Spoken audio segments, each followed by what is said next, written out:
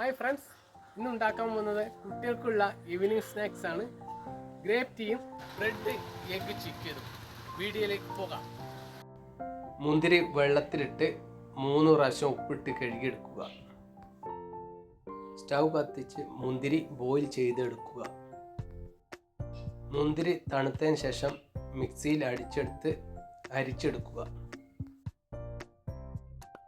മുന്തിരി ജ്യൂസ് അടുപ്പത്ത് വെച്ച് ആവശ്യമായ ചായപ്പൊടി, പഞ്ചസാര, അതിലേക്ക് നാരങ്ങ നീര് എടുത്ത് അരിച്ചെടുത്താൽ നമ്മുടെ ഗ്രേപ്പ് ടീ റെഡിയായി. ഒരു പാത്രം എടുത്ത് അതിലേക്ക് ആവശ്യമുള്ള മുട്ട പൊട്ടിച്ചൊഴിക്കുക.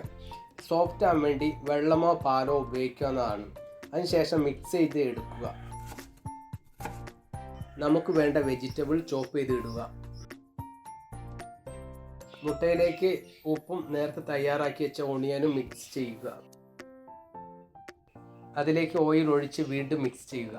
സോസ് പാൻ വെച്ച് ഓംപ്ലേറ്റ് തയ്യാറാക്കി ചിക്കി എടുക്കുക. ബ്രെഡിൻ്റെ 4 വശം ഒഴിവാക്കിയ ശേഷം ചെറുതാക്കി കട്ട് ചെയ്ത് എടുക്കുക.